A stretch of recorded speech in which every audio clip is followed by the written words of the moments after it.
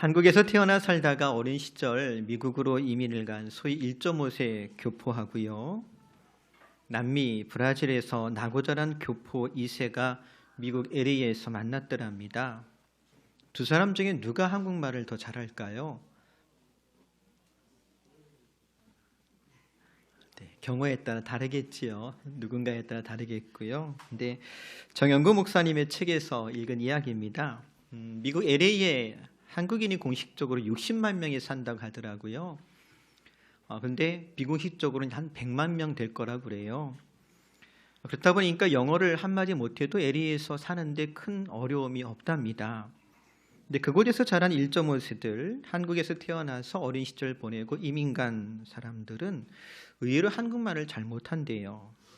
반면에 남미 브라질이나 아르헨티나에서 유학을 온 교포 2세들, 비록 남미에서 태어났지만 한국말을 잘한답니다. 왜 그럴까? 언어에도 비교 우위라는 것이 있답니다. 미국에 사는 1.5세 교포들은 한국보다 미국을 더 우월하게 생각하는 생각이 있어서 자연스럽게 한국말을 잊고 영어에만 집중한답니다. 반면에 남미 브라질이나 아르헨티나에서 태어난 교포 2세들은 한국이 브라질이나 아르헨티나보다 더 우위에 있다라고 생각하기 때문에 부모로부터 한국어를 습득하고 열심히 연습해서 유창하게 한국말을 할 수 있다라고 그래요. 그리고 전 세계에서 절대로 자기 언어를 잊어버리지 않는 사람은 중국 사람이랍니다. 그들은 어디 가든지 중국이 세상의 중심이라고 하는 생각이 있어서 그런 자부심을 잃지 않고 살기 때문에 자기 나라 말을 잃지 않는다라고 합니다. 이런 비교 우위를요, 우리 신앙생활에도 한번 적용해 볼 수 있을 것 같아요. 더 소중하다고 생각하는 것, 그것에 더 마음이 가는 것, 관심 가는 것 누구나 마찬가지겠지요. 그래서 하나님 나라에 관심이 있는 사람은 하늘의 언어를 사용할 겁니다. 반면에 땅에 관심이 많은 사람, 땅의 것이 더 소중한 사람은 땅의 언어를 사용할 거예요. 물론 하늘의 언어는 방언이고 땅의 언어는 한국말인가 그런 뜻이 아닌 거 아시지요? 주된 이야기가 하나님 나라인가 아니면 땅에 속한 것인가 하는 겁니다. 그리고 만약 하늘의 언어를 쓰는 사람과 땅의 언어를 쓰는 사람이 만나서 대화를 한다면 소통이 잘 될까요? 안 될까요? 복음서를 읽어보면 주님은 말씀이 육신되어 이 땅에 오시었다라고 소개합니다. 또 에베소 말씀 같은 경우에는 종의 형상을 입고 오시었다라고 적고 있는데요. 그럼에도 공생의 기간 중에 우리 주님께서 제일 애를 먹었던 것이 있다면 다름 아닌 소통의 문제였습니다. 즉 사람들하고 소통이 잘 안 되는 겁니다. 여전히 비교 우위의 문제인데요. 이는 주님께서 아람어를 사용하고 헬라어를 알았느냐 몰랐느냐 이런 차원의 문제가 아닌 거지요. 즉 땅의 것이 하늘의 것보다 훨씬 더 크고 소중한 사람들에게 아무리 하나님 나라에 대해서 그리고 하늘의 것에 대해서 말한들 전혀 알아듣지 못하더라는 겁니다. 이 소통의 문제는 주님께서 십자가에 달리셨을 때도 마찬가지였습니다. 십자가에 달리신 주님께서 큰 소리로 엘리 엘리 라마 사박다니라고 외치십니다. 번역하면 나의 하나님 어찌하여 나를 버리셨나이까. 하지만 십자가 밑에 있었던 유대인들은 그 말을 어떻게 알아들었느냐? 저가 엘리야를 부른다 라고 대꾸했더랍니다. 이런 소통의 어려움은 제자들 일하고 이외에는 아니었습니다. 그래서 주님께서 나는 하늘로부터 내려온 산떡이다 라고 말씀하셨더니 이게 도대체 무슨 말이야? 어려워서 못 알아듣겠네 하고선 많은 제자가 주님을 떠나버렸더랍니다. 또 주님께서 바리새인의 누룩을 주의하라고 이르셨더니 제자들은 자기들 수중에 떡이 없음을 걱정하였더랍니다. 이런 제자들과의 불통은 부활 이후에도 역시 마찬가지였습니다. 그래서 오늘 저와 여러분이 읽은 본문에 보면 부활하신 주님께서 제자들이 모인 곳에 찾아오셨다라고 소개하고 있어요. 왜 주님께서 이때 여기에 찾아오셨을까? 본래 주님의 계획대로라면, 주님 말씀대로라면 부활하신 주님과 제자들은 어디서 만나기로 되어 있었느냐? 갈릴리에서 만나기로 되어 있었습니다. 마가복음 16장 7절에 보면 이렇게 기록합니다. 가서 그의 제자들과 베드로에게 이르기를 예수께서 너희보다 먼저 갈릴리로 가시나니 전에 너희에게 말씀하신 대로 너희가 거기서 배우리라 하라 하는지라. 부활의 아침에 천사가 무덤을 찾은 여인들에게 해준 말입니다. 전에 말씀하신 대로 갈릴리에서 만나자라고 전해라. 그런데 제자들이 그 말을 들어요, 안 들어요? 듣지 않습니다. 꿈쩍도 안 합니다. 그래서 주님께서 찾아오셨어요. 14절 말씀 보니까 이렇게 기록합니다. 그 후에 11제자가 음식을 먹을 때 예수께서 그들에게 나타나사 그들의 믿음 없는 것과 마음이 완악한 것을 꾸짖으시니 이는 자기가 살아난 것을 본 자들의 말을 믿지 아니함일러라. 안식 후 첫날 무덤을 치던 여자들에게 주님께서 부활하셨다는 소식을 전했고요. 갈릴리에서 만나자라고 하는 약속도 다시 상기시켜 주셨습니다. 또 엠마오로 가던 2명의 제자가 부활하신 주님 만나고 와서 그 소식을 전해 주었음에도 불구하고 제자들은 귀뚱으로 듣지 않았더랍니다. 믿지 않았대요. 왜요? 마음이 완악했기 때문이랍니다. 마음이 완악하다, 단단하다는 뜻이겠는데요. 달리 좀 표현해 본다면 믿음을 거절하는 마음입니다. 또 주의 말씀을 거절하는 마음이라고도 할 수가 있겠어요. 대신에 그들의 마음과 생각은 무엇으로 가득 차 있었을까? 여기 음식이라고 하는 단어가 상징적으로 보여주듯 여전히 그들의 관심은 떡에 있었고 땅에 있었습니다. 그러니 주님의 부활과 하나님 나라 일에는 전혀 관심이 없었습니다. 그래서 말이 통하지 않았던 거예요. 생각해 봅니다. 제자들이 이때 밥 먹으면서 어떤 이야기 했을까요? 잘은 모르겠어요. 성경이 말씀하고 있지 않으니까. 하지만 짐작해 볼 만한 사건이 요한복음에 소개가 됐는데 21장 3절에 보니까 이렇게 기록합니다. 시몬 베드로가 나는 물고기 잡으러 가노라 하니 그들이 우리도 함께 가겠다 하고 나가서 배에 올랐더라. 밥 먹으면서 그들이 어떤 얘기했을까? 옛날에는 내가 말이야 물고기 많이 잡았는데 그때 내가 잡은 거 기억나? 50cm 막. 근데 1년 지나면 그게 얼마나 커요? 60cm로 크고. 여전히 제자들의 마음속에는요, 먹는 거, 물고기 잡는 일 같은 땅의 것이 가득했던 것입니다. 그래서 주님은 부활하신 제자들 찾아와 가지고 그들의 믿음 없는 것과 마음이 완악한 것을 꾸짖었더랍니다. 어떻습니까? 사랑하는 성도 여러분, 우리는 주님과 잘 소통하고 있습니까? 지금 나에게 더 소중하고 좀 더 가치 있는 것은 무엇인지요? 또 우리는 어떤 이야기를 즐겨하며 또 어떤 이야기를 즐겨 듣고 있는지요? 한 번은 서울에서 부목사하는 후배 목사님이 찾아와서 이런저런 이야기하다가 선배님, 전혀 신방하면요, 속회 신방하면요 시험 들 것 같아요. 왜 속회 신방하고 시험 들 것 같으냐고 물었더니 속회 신방 마치고 차에 올라타서 교인들이 나누는 대화의 주제가 아파트 시세가 어떻고 주식 현황이 어떻고 코인 가격 변동이 어떻고 등등, 방금 전까지 찬송하고 기도하고 말씀 나누던 사람이라고는 도저히 생각할 수 없는 세상 이야기 실컷 하고 밥 먹고 헤어진대요. 그때마다 목사님이 세상 말로 현타가 온다고. 그래서 한번 생각해 봅니다. 만약 부활하신 주님께서 오늘 우리를 찾아오신다면 과연 어떤 말씀하실까요? 생각해 보건대 본문에 이루고 있는 것처럼 믿음이 없는 자가 되지 말고 믿는 자가 되라고 말씀하실 것 같아요. 오늘 저와 여러분이 읽은 기록을 보면 제자들은 막달라 마리아가 전한 부활의 소식 들었지만 도무지 믿지 못합니다. 왜 안 믿었을까? 이성적으로 죽은 사람이 다시 살아난다는 것이 가당키는 한 말인가 싶어서 안 믿었는지, 아니면 여자가 한 말은 법적으로 증거 능력이 없으니까 여자 말을 어떻게 믿어 했을지도 모르겠지요.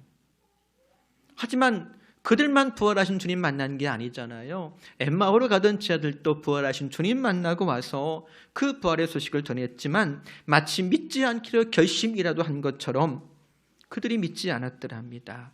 그래서 주님 찾아오셔서 꾸짖잖아요.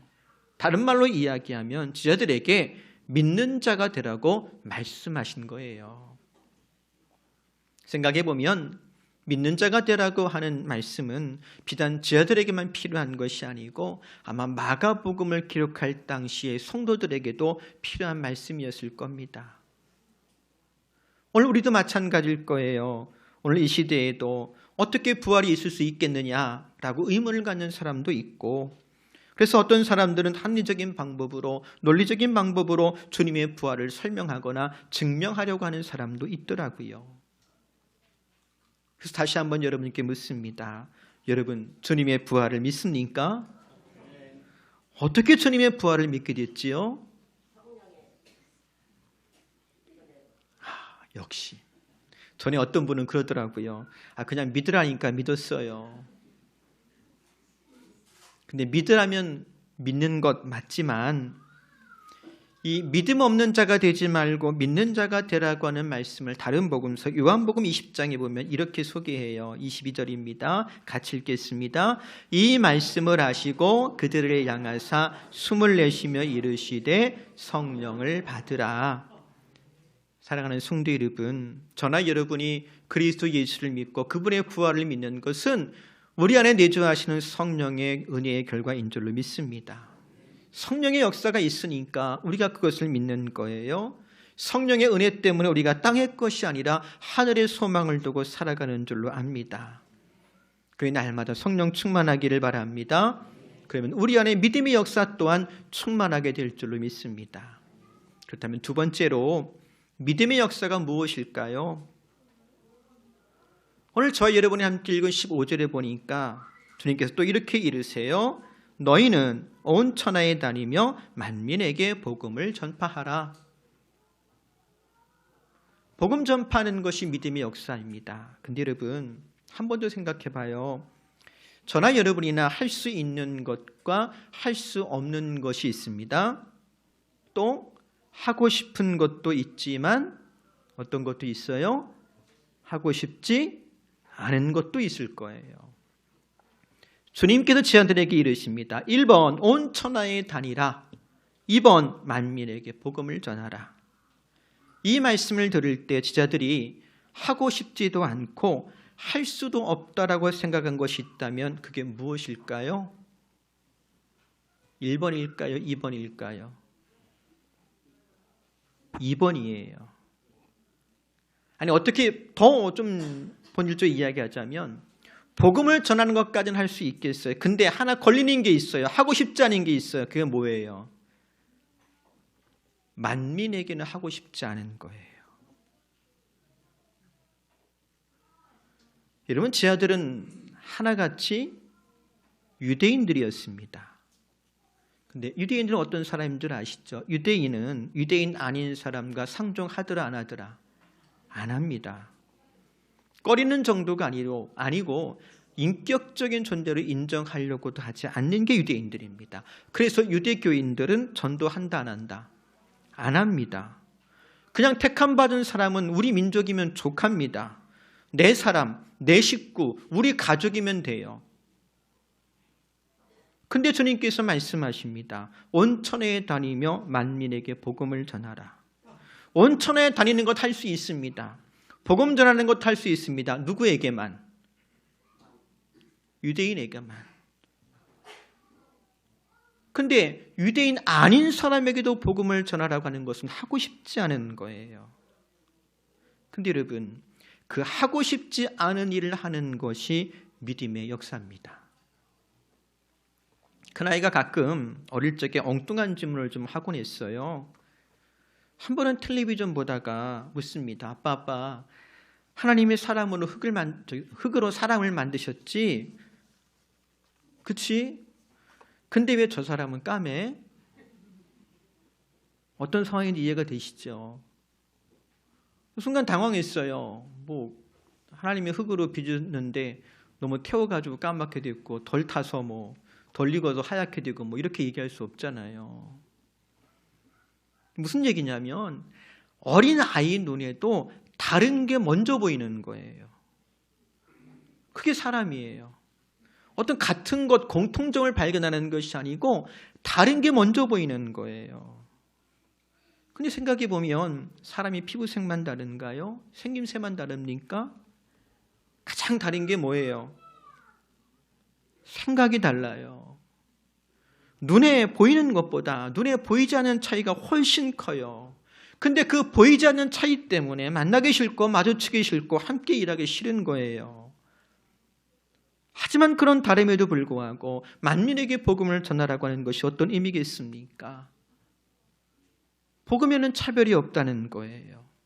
그래서 예수 믿는 사람은, 성령의 사람은 그 다름을 수용하고 심지어 사랑할 수 있으며 내가 간직한 보배로운 복음을 나누어 줄 수가 있는 겁니다. 그리고 믿음 안에 하나가 되어 이게 믿음의 역사입니다.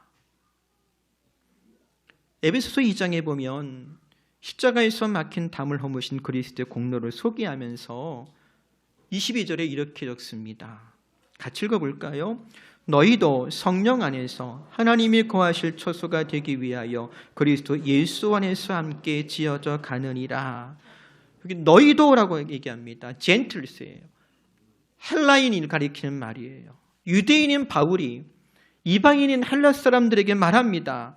너희도 하나님이 거하실 처소로 지어져 간다. 너희도 그리스도 예수 안에서 교회가 되었다. 너와 나는 그리스도 예수 안에서 하나의 교회다라고 지금 말하고 있는 거예요. 그래서 여러분 유대인이나 헬라인이나 만민이 믿음 안에서 하나가 되는 것, 그렇게 교회가 교회다워지는 것, 이것이 바로 믿음의 역사입니다. 생각해 보세요. 만약 하고 싶은 일만 하고 내가 좋은 사람하고만 어울린다라고 한다면 그게 뭘까요? 그걸 가리켜 소위 정치한다라고 그럽니다. 영어로 정당을 표현할 때 파티라고 적습니다. 왜 우리가 파티한다고 하잖아요? 파티 해보셨지요? 내가 좋아하는 사람, 나하고 마음이 맞는 사람, 나랑 격이 맞는 사람끼리 모여가지고 내가 하고 싶은 것, 우리가 하고 싶은 것만 하는 것이 파티예요. 여러분, 우리가 예배당에 파티하러 왔을까요? 아니지요. 비록 서로 다른 사람들이지만 십자가의 은혜로 복음의 역사로 중간에 막힌 담이 허물어진 하나 된 모임이 바로 교회입니다. 그래서 교회는 파티 안 해요. 하나의 떡을 떼며 그리스도의 피에 참여함으로 우리가 그리스도 예수 안에서 하나가 되었음을 고백합니다. 그리고 하나 되게 하신 그 성령의 역사, 그 신비를 경험합니다. 이게 믿음의 역사입니다. 사랑하는 성도 여러분, 저와 여러분이 그리스도 예수 안에서 허물어진 것을 다시 쌓는 어리석음을 버리고 하나님이 거하실 그리스도의 몸으로 온전히 지어져 갈 수 있기를 소망합니다. 그런 믿음의 역사를 만들어가는 중에 만민에게 복음을 전하는 우리 부평제일교회 될 수 있기를 주의 이름으로 축복합니다. 말씀 정리합니다. 아이가 태어나면 제일 먼저 배우는 말이 뭐라고 그러지요? 엄마라고 그러지요. 왜요? 엄마랑 가장 친하기 때문이래요. 아빠랑 친하면 아빠라고 하겠지만 그런 일은 별로 없을 거예요. 우리가 하늘의 언어 복음을 전하는 것은 우리가 그만큼 성령 안에서 그리스도 예수와 친밀하기 때문이겠지요. 땅에 있는 것보다 하늘의 것을 소중히 여기며 하나님이 거하실 처소요 만민이 함께한 그리스도의 몸으로 지음받은 저와 여러분, 우리 교회 되기를 바랍니다. 하고 싶은 것만 하는 것이 믿음의 삶이 아니에요. 우리 안에 주의 말씀을 쫓아 하나 되는 믿음의 역사, 구원하는 복음의 능력이 넘쳐나기를 다시 한번 주의 이름으로 축복합니다. 기도하겠습니다. 주님과 날마다 친밀함 속에 살아가기를 바랍니다. 하고 싶은 것만 골라서 혹은 하고 싶은 대로 사는 것이 아니라 하늘에 속한 사람으로 주의 뜻을 이루며 살기를 원합니다. 그렇게 믿음의 역사를 만들어가는 교회가 되게 하시고 하나님께서 거하실 처소로 새롭게 지어져가는 교회와 성도 되게 하옵소서. 예수님의 이름으로 기도합니다.